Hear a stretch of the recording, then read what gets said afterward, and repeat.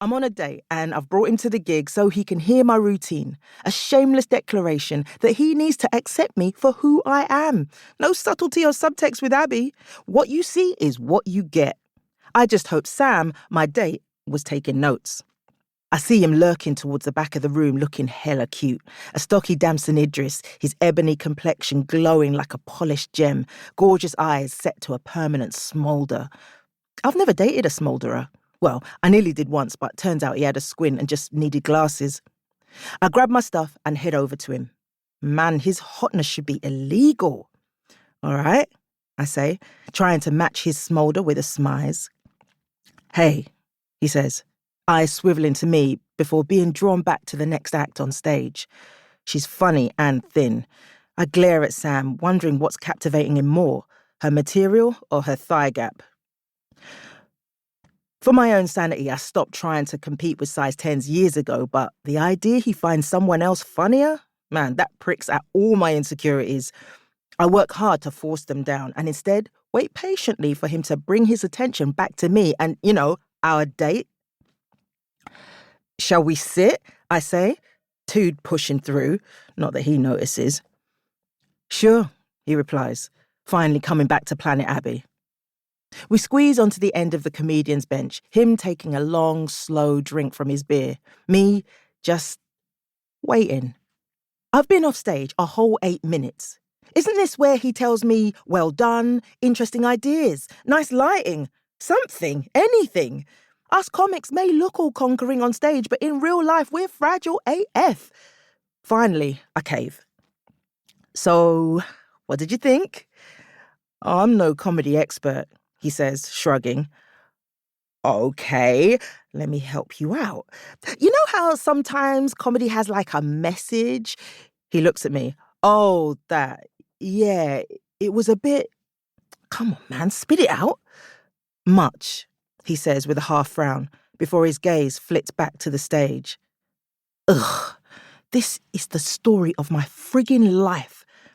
From my mum to my teachers, bosses to boyfriends, I've been told the same thing 1,000,000 times. I want to collapse in on myself. My spank's the only thing holding me up. I mean, have any of these people ever thought, maybe I'm not too much? Maybe they're not enough? I should screech this in Sam's stupidly gorgeous face, but instead, I bury it. Yes, I'd love to blast him with a keynote speech Michaela Cole would be proud of about how he needs to appreciate me for who I am. But for some reason, I'm still clinging to the hope there might be something between us. So instead, I smear on a smile. Why don't we have another drink? At the bar, I regroup, ordering Sam a 0 alcohol beer, the best low-key clapback I can think of that won't actually derail our date. Though it's on life support, I'm not calling time of death just yet. But I've already done the most. I've let him see me perform, got a banging outfit on. I've even done a bikini wax because, well, you never know. He needs to do some heavy lifting now. Returning, I plant myself and our drinks down. Sam leans in, eyes on the skinny girl who's approaching the end of her routine. And he whispers, to be fair, you were funnier than her. And just like that, Sam Agyafong, you've earned yourself a reprieve. Chapter 2. I stare at the 4 outfits laid across the pull-down bed in my tiny Islington studio.